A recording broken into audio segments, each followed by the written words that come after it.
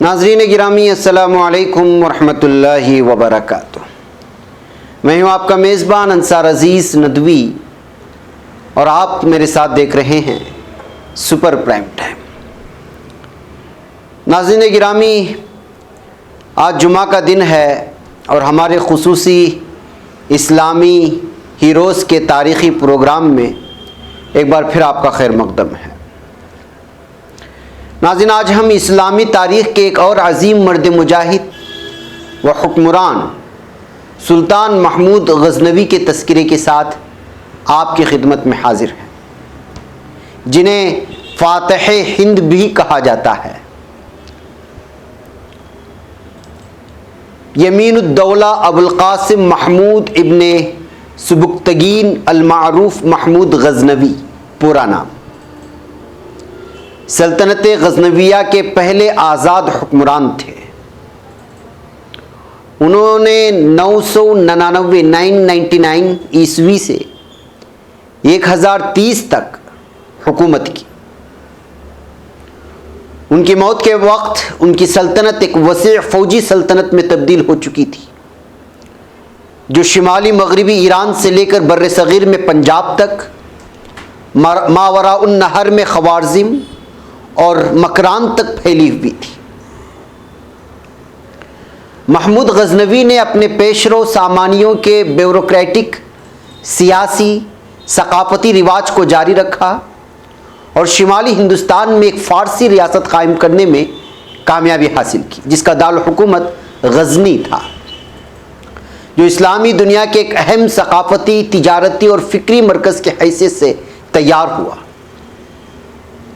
दारुल हुकूमत में बहुत सी मुमताज़ शख्सियात जैसे अल-बिरूनी और फिरदौसी क़ियाम पज़ीर थे। ये वो पहले हुक्मरान थे जिन्होंने सुल्तान यानी अथॉरिटी का लक़ब इख्तियार किया था।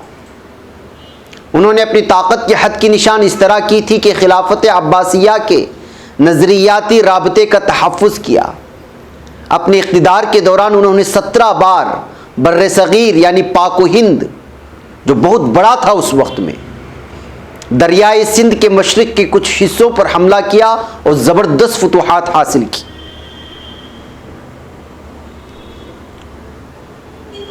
उस वक्त का बर्र सग़ीर यानी पाकिस्तान और बांग्लादेश सब हिंद में शामिल हुआ करते थे। नाज़रीन, महमूद गज़नवी की पैदाइश ज़ाबिलिस्तान या मौजूदा अफ़गानिस्तान के इलाक़े गज़नी में 2 नवंबर 971 को हुई। उनके वालिद सुबुक्तगीन एक तुर्क ग़ुलाम कमांडर थे, जिन्होंने 977 ईस्वी में गज़नवी सल्तनत की बुनियाद रखी थी। उन्होंने इस पर सामानियों के मातहत के हैसियत से खुरासान और मावराउन नहर पर हुक्मरानी की। महमूद गज़नवी की वालिदा अलब्तगीन की बेटी थी। अलब्तगीन भी पढ़ा जाता है। नाज़रीन, महमूद गज़नवी की इब्तिदाई ज़िंदगी के बारे में ज़्यादा मालूमात तो कहीं दर्ज नहीं है, मौजूद नहीं हैं। हाँ, अलबत्ता ये मिलता है कि वो अहमद मेमांदी के स्कूल के साथी थे, जो फ़ारसी का दारुल हुकूमत ज़ाबिलिस्तान का रिहायशी था और उनका रिज़ाई भाई भी था। महमूद गज़नवी ने कोसारी जहाँ नामी ख़ातून से शादी की और उनके जुड़वा बेटे मोहम्मद गज़नवी और मसूद गज़नवी थे, जो एक के बाद एक उनके जानशीन हुए। मसूद के बाद उसके पोते मौदूद गज़नवी भी बाद में सल्तनत के हुक्मरान बने। उनकी बहन सतारे मुअल्ला की शादी दाऊद बिन अताउल्ला अलवी से हुई, जिसे गाजी सालार साहू के नाम से भी जाना जाता है और जिसका बेटा गाजी सैयद सालार मसूद था। इनकी एक अलग अलग दास्तानें हैं, बहरहाल उसकी तफसीलात में जाना नहीं है। महमूद गज़नवी के साथी जॉर्जियाई ग़ुलाम का नाम मलिक अय्यास था और इससे महमूद को अय्यास से कुछ ऐसी मोहब्बत थी कि इस मोहब्बत ने अदबी फ़नपारों और नज़मों और कहानियों में तक जगह बनाई। जैसे अल्लामा इक़बाल रहमतुल्लाहि अलैह का उनके मशहूर अशार हैं, आ गया आइन लड़ाई में अगर वक्त नमाज, क़िबलरू हो के ज़मी बोस हुई कौम हिजाज, एक ही सफ में खड़े हो गए महमूद व अयास, न कोई बंदा रहा और न कोई बंदा नवाज। इसके अलावा अल्लामा इकबाल की गज़ल का एक और शेर है, न वो इश्क में रही गर्मियाँ, न वो हुस्न में रही शौक़ियाँ, न वो गज़नवी में तड़प रही, न वो खम है जुल्फ़ अयाज़ में। इसमें भी गज़नवी का जिक्र है और अयाज़ का जिक्र है। बहरकैफ नाज़रीन, 994 ईस्वी में महमूद गज़नवी ने सामानी अमीर नूह दुव्वम की मदद से बागी फ़ाइक़ से खुरासान पर कब्ज़ा करने में अपने वालिद सुबुक्तगीन के साथ शमूलियत इख्तियार की। इस अरसे के दौरान सामानी सल्तनत इंतहाई गैर मुस्तहकम हो गई थी। दाखिली सियासी लहरों में तब्दीली के साथ ही मुख्तलिफ गिरोहों ने काबू पाने के लिए जद्दोजहद की। उनमें सबसे अहम अबुल कासिम समझोरी, फ़ाइक़, अबू अली, जनरल बख्तोज़ेन, नीस हमसाया और आल बविया और खराखानियान शामिल हैं। सुबुक्तगीन का इंतकाल 997 में हुआ, यानी इनके वालिद का इंतकाल, और उसके बाद उनके बेटे इस्माइल गज़नवी सल्तनत गज़नविया के हुक्मरान बने। सुबुक्तगीन के ज़्यादा तजुर्बाकार और बड़े बेटे महमूद गज़नवी हुक्मरान नहीं बने, उनके भाई को दिया। वारिस के हैसियत से इस्माइल की तकर्रुरी के पीछे की वजह कहीं दर्ज नहीं है। इसकी वजह शायद ये थी कि इस्माइल की वालिदा सुबुक्तगीन के बूढ़े मालिक अलबतगीन की बेटी थी। महमूद गज़नवी ने जल्द ही बगावत कर दी अपने भाई के खिलाफ, और अपने दूसरे भाई अबू ज़फ़र जो लश्करगाह के गवर्नर थे, उनकी मदद से उन्होंने अगले साल ही गज़नी की लड़ाई में इस्माइल को शिकस्त दे दी और गज़नवी सल्तनत पर अपना कंट्रोल हासिल कर लिया। यानी दो भाइयों की जंग हुई और उसमें जीत महमूद गज़नवी को हुई। इस साल यानी 998 ईस्वी में उसके बाद महमूद गज़नवी ने बलख का सफ़र किया और अमीर अबुल हारिस मंसूरी नूर दुव्वम को खिराज अक़ीदत पेश किया। उसके बाद उन्होंने अबुल हसन असफरीनी को अपना वज़ीर मुकर्रर किया। उसके बाद मगरिब से गज़नी तक कंधार का इलाका लेने के लिए रवाना हो गए। इसके बाद लश्करगाह गए, जहां उन्होंने उसे एक अस्करी शहर में तब्दील कर दिया, यानी पूरा का पूरा शहर फौजियों में बदल दिया। अगस्त 997 ईस्वी में जब सुबुक्तगीन की वफात हुई तो उस वक्त सुल्तान महमूद गज़नवी अपने बाप की तरफ से नेशापुर के हाकिम मुकर्रर हुए थे, और सुल्तान के भाई इस्माइल ने, जो बाप के वफात के मौके पर गज़नी में मौजूद था, अपनी ताजपोशी का ऐलान कर दिया। सुल्तान महमूद गज़नवी ने पहले ख़तो किताबत के ज़रिए भाई इस्माइल से बात करने की कोशिश की। इससे जब कोई हल नहीं निकला तो 998 में उन्होंने गज़नी पर हमला किया था और इस्माइल की हुकूमत ख़त्म करके खुद गज़नी की सल्तनत संभाल ली थी। यानी महमूद गज़नवी की गैर हाजिरी का फ़ायदा उठाया था भाई इस्माइल ने। बहरकैफ सुल्तान महमूद गज़नवी, जिनको इस्लामी तारीख के चंद अजीम जर्नलों में शामिल किया जाता है, उनकी फौज कमोबेश 1 लाख की थी और फौज में अरब, गौरी, सल्जोक, अफगान, मुगल के अलावा 10 से 15 हज़ार हिंदू सिपाही भी शामिल थे। हिंदुस्तान से जितने भी फौजी भर्ती किए जाते थे वो बेशतर हिंदू होते थे और उनका कमांडर भी हिंदुस्तानी था, जिसे सिपहसालार हिंदुस्तान कहा जाता था। हिंदू फौजी अफसरों में चंदे के अगर काबिल जिक्र नाम आप लोगों के सामने रखें तो उसमें बेरपाल, चकनाथ, जनाश, बिजराव और सोहिनी राव है। अब्बासी खलीफा ने 999 ईस्वी में 999 में सुल्तान महमूद गज़नवी को यमीनुद्दौला का खिताब अता किया, जिसकी मुनासिबत से सुल्तान महमूद गज़नवी के ख़ानदान की हुकूमत को यमीनी सल्तनत भी कहा जाता है। महमूद गज़नवी ने हरात के करीब सहरा के किनारे एक ख़ास शहर हाथी नगर तामीर किया था। इन खित्तों की गर्म आबो हवा हिंदुस्तान के मौसमों से मुताबिकत रखती थी। फिर उसने हिंदुस्तान से लाए हुए सैकड़ों हाथियों की परवरिश इसी शहर में की। हाथियों के साथ उन्हें सुधाने वाले भी हिंदुस्तान से मंगवाए गए और यूं हाथियों को इस शहर में एक खुशगवार जिंदगी मिल गई।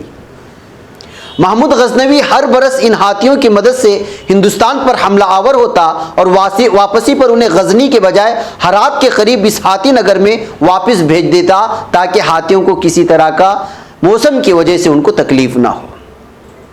मैं कह नाज़रीन, एक लंबी दास्ता है, मुझे यहाँ पर छोटी सी ब्रेक की इजाज़त दे। इंशाअल्लाह और भी तफसीलात आप लोगों के सामने ब्रेक के उस पार रखी जाएंगी।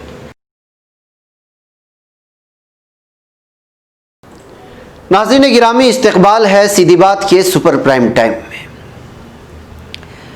नाज़रीन, सुल्तान महमूद गजनवी की नुमायाँ और बड़ी वजह शोहरत ये थी कि उन्होंने हिंदुस्तान पर 17 बार हमले किए थे। 17। तारीख की किताबों में इस शोहरत की बुनियादी वजह की तफसील इस तरह मिलती है कि मौजूदा पाकिस्तान के इलाके लाहौर से पेशावर तक का इलाका एक हिंदू राजा जयपाल के जेर सल्तनत था। जयपाल और सुल्तान महमूद गजनवी के बाप सुबुक्तगीन की एक जंग पेशावर और जलालाबाद के इलाकों में 986 ईस्वी में हुई थी, जिसमें जयपाल को शिकस्त हुई और सुबुक्तगीन की सल्तनत दरियाई सिंध के साथ अटक तक फैल गई थी। अटक नाम है इलाके का।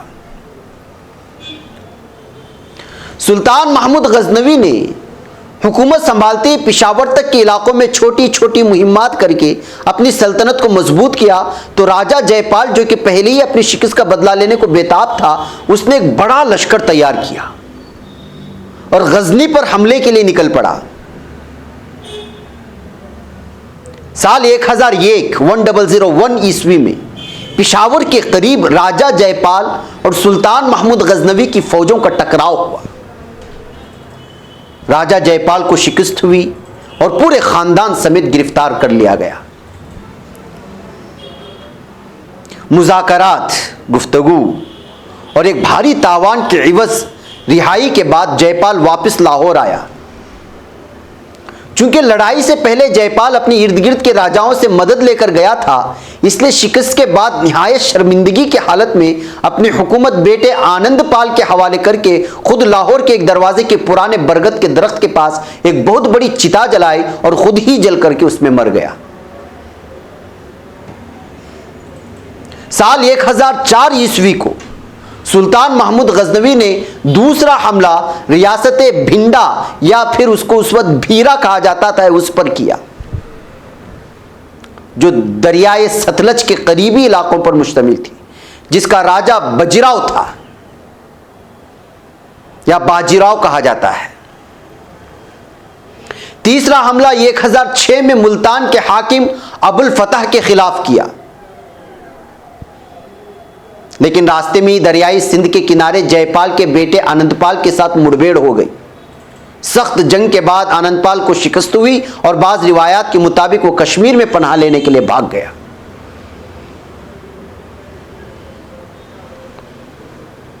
नाज़रीन, बात मैं आपको यहां वाज़े कर दूं कि उस वक्त का बर्रे सगीर जो था वो अलग अलग रियासतों में बटा हुआ था। फलां इलाके का राजा अलग, फलां इलाके का राजा अलग, फलां इलाके का राजा अलग। अब तो सब कुछ मिलाकर के एक मुल्क बन गया है। बसूरत दीगर उस वक्त अलग राजा थे, अलग हुकूमतें थी, उनकी अलग रियाया होती थी और कभी कभी आपस में मुठभेड़ हो जाती थी। इसमें धर्म से कोई लेना देना नहीं था कि वो मुसलमान है, हिंदू है इसलिए हमला कर रहा है, इससे कोई लेना देना नहीं था। उस वक्त एक हुक्मरानी को वुसाअत देने की एक चाल निकली थी। मुसलमान के बादशाह में हिंदू के लोग होते थे, उनके फौजी होते थे, और हिंदू के राजा में मुसलमान फौजी होते थे। इस तरह एक शहर से दूसरे शहर पर हमला करने का मकसद ईमान या मजहब के वजह से नहीं था। इस बात को आप वाजे कर लें। जिस तरह के आज के हिंदुत्वा लोग जो तारीख पढ़ाते हैं मजहब के नाम पर हमला हुआ था, ऐसा नहीं था। आनंदपाल को शिकस्त देने के बाद सुल्तान महमूद गजनवी ने मुल्तान का रुख किया और मुल्तान को फतह कर लिया। कहा जाता है कि मुल्तान के हाकिम की जानिब से मुकर्रर करदा जयपाल का पोता सिखपाल इस्लाम कबूल कर चुका था। फिर जल्द ही सुल्तान महमूद गजनवी को फिर मुल्तान जाना पड़ा, जहां सिखपाल ने बगावत कर दी थी। 1008 ईस्वी में सुल्तान ने सिखपाल को शिकस्त देकर माजूल कर दिया, हटा दिया उसको। इसी दौरान आनंदपाल ने, जो कि शिकस्त खाकर कश्मीर भाग गया था, वो वापस लौटकर एक बार फिर सुल्तान के खिलाफ ऐलान जंग कर दिया। इसके साथ ही आनंदपाल ने इर्द गिर्द के राजाओं से मदद लेकर एक बहुत बड़ा लश्कर इकट्ठा कर लिया और 1008 ईस्वी के आखिरी दिनों में एक बार फिर दरियाए सिंध के करीब अटक के इलाके में एक और जंग का आगाज हुआ। खुरेस जंग के बाद आनंदपाल को एक बार फिर महमूद गजनवी के सामने शिकस्त का सामना करना पड़ा। साल 1009 के आखिरी महीनों में एक बार फिर सुल्तान महमूद गजनवी ने हिंदुस्तान पर हमला करके पहले नारायणपुर की रियासत को फतह किया और फिर 1010 यानी 1010 ईस्वी में मुल्तान के गिरदो निवाह के इलाके अपनी सल्तनत में शामिल कर लिए। 1014 ईस्वी में सुल्तान ने आनंदपाल के बेटे लोजनपाल को मौजूदा कोहिस्तान के इलाके में शिकस्त दे दी और मजीद लोजनपाल की मदद के लिए कश्मीर से आए हुए एक बड़े लश्कर को भी शिकस्त फाश से दो चार कर दिया। और 1015 ईस्वी में सुल्तान महमूद गजनवी ने कश्मीर पर हमला किया, लेकिन बर्फबारी के बाइस रास्ते बंद होने पर बगैर जंग के ही वापस आना पड़ा। फिर 1018 में सुल्तान महमूद गजनवी ने पहली बार पंजाब के पार दरियाए जमुना के इलाके में अपनी फौज को उतारा और हिंदुओं के मजहबी मकाम मथुरा को फतह करने के बाद एक मशहूर रियासत कन्नौज का मुहासरा कर लिया। कन्नौज के राजा ने सुल्तान महमूद गजनवी से सुलह का पैगाम भेजा और सुल्तान का बाजगुजार बनना कबूल कर लिया। फिर 1019 ईस्वी में कन्नौज की मुल्हिका रियासत कालंजर के राजा गुंडा ने कन्नौज पर हमला करके राजा को कत्ल कर दिया। मैंने जैसे कहा ना आपको, मजहब से कोई लेना देना नहीं है। इसकी खबर जब सुल्तान महमूद गजनवी तक पहुंची तो वो अपने मुती राजा के कत्ल का बदला लेने के लिए निकला और कालंजर पर हमला करके उसे शिकस्त फाश से दो चार कर दिया। राजा लोजनपाल और राजा गुंडा जो कि सुल्तान महमूद गजनवी से शिकस्त खुर्दा थे, दोनों ने मुश्तरिका तौर पर एक बड़े हमले की तैयारी की मिलकर के और एक बार फिर 1019 में इस सुल्तान को दोबारा इन दोनों की सरकूबी के लिए हिंदुस्तान का सफर करना पड़ा।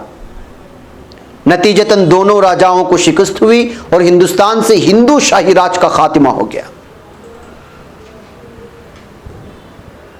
सुल्तान महमूद गजनवी 1020 ईस्वी से 1025 के दरमियानी अरसे में सल्तनत के शिमाली मगरबी हिस्से और दरियाई फुरात की वादियों में फुतुहात में मशगूल रहा। इसी अरसे में सुल्तान महमूद गजनवी को अपने मुखबिरों से ये इत्तलाआत मुतवातिर मिल रही थी कि शिमाली और वस्ती हिंदुस्तान की तमाम रियासतें सुल्तान से शिकस्त खाने के बाद बदला लेने के लिए हाथ पैर मार रही हैं और अब की बार एक मुश्तरिका हमले की तैयारी है। इसके लिए गुजरात के इलाके काठियावाड़ में एक बहुत ही मशहूर मंदिर सोमनाथ को मरकज बनाया गया है। सोमनाथ मंदिर के किनारे एक अजीमुशान मंदिर था जिसे पूरे हिंदुस्तान में हिंदुओं के दरमियान एक मरकजी हैसियत हासिल थी। मंदिर में मौजूद शिवा के बुत की अहमियत का अंदाज़ा इस बात से लगाया जा सकता है कि शिवा बुत को गुस्ल देने के लिए ताज़ा पानी रोज़ाना की बुनियाद पर दरियाए गंगा से लाया जाता था। और भी इसकी लंबी तारीख है सोमनाथ की। बहरकैफ जंग की तैयारियां जोरों शोरों से जारी थी कि सुल्तान महमूद गजनवी ने पेशगी हमले की तैयारी शुरू कर दी। गजनी से सोमनाथ तक का फासला तकरीबन 2600 किलोमीटर बनता है, जिसमें से 500 किलोमीटर तवील मुश्किल तरीन सहराए चुलिस्तान के साथ साथ राजस्थान के सहराओं से भी गुजरना जरूरी था। यहां सोमनाथ तक पहुंचने के लिए अक्टूबर 1025 ईस्वी में सुल्तान महमूद गजनवी की फौज 30,000 सिपाहियों के साथ गजनी से रवाना हुई। 3 महीनों की मसाफत के बाद जनवरी 1026 में सोमनाथ मंदिर के करीब पड़ाव डाला। हिंदुस्तान के तूलो अर्ज से महाराजे राजवाड़े अपने अपने अफवाज के साथ मंदिर की हिफाजत के लिए वहां मौजूद थे। जंग का आगाज हुआ और एक सख्त मुकाबले के बाद सुल्तान महमूद गजनवी फतहयाब हुए।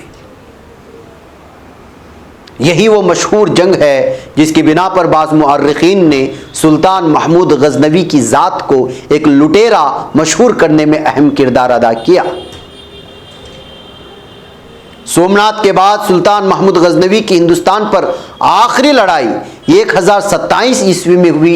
मैदान जंग इस वक्त दरियाए सिंध से दरियाए बयास का दरमियानी इलाका बना। नाजरीन, आखिरी 2-3 साल सुल्तान महमूद गजनवी बीमार भी रहे। अपने आखिरी जंगी मुहिम 1029 ईस्वी में ईरानी इलाके रे में अंजाम दी और रे के हाकिम आल बोया को शिकस्त दे दी। नाज़रीन, कहा जाता है कि दिक और सिल के मर्ज में मुब्तला होकर 30 अप्रैल 1030 ईस्वी में यानी 59 साल की उम्र में सुल्तान महमूद गजनवी ने गजनी में वफात पाई। इस तरह एक तुर्क गुलाम कमांडर का बेटा फुतुहात का एक लंबा सिलसिला कायम किया। इनकी तारीख़ हिंदुस्तान में अलग अंदाज में पेश की जाती है और सोमनाथ मंदिर पर जबकि पेशगी उन पर हमले की तैयारियां हो रही थी, उसको रोकने के लिए और चूंकि सोमनाथ के करीब में ये तैयारियां सारी राजवाड़े मिलकर के कर रहे थे, इसी वजह से वो सोमनाथ मंदिर के करीब आकर के उस पर हमला किया गया था। इसको कोई बयान नहीं करता है। बहरकैफ पेशगी हमला होने की वजह से एक अजीब व गरीब किस्म से तारीख़ पेश की जाती है। जो भी है तारीख़ के पन्नों में दर्ज है, वही चीज़ हमने आप लोगों के सामने रखने की कोशिश की है जो सुल्तान महमूद गजनवी के सिलसिले में मिलती है और इस वक्त वो गजनी में वफ़ात पाए हैं। बहरकैफ नाज़रीन, ये हमारे इस्लामी तारीख़ के हवाले से आप लोगों के सामने दास्तानों का इस सिलसिला चलता रहेगा। मुझे यहाँ पर इजाज़त दें, और भी बहुत सारी दास्तानें हैं और लम्हा ब लम्हा हफ्तावार हम लोग आप लोगों के सामने रखने की कोशिश करते रहे। मुझे यहाँ पर इजाज़त दें। अस्सलामु अलैकुम रहमतुल्लाहि व बरकातुहू।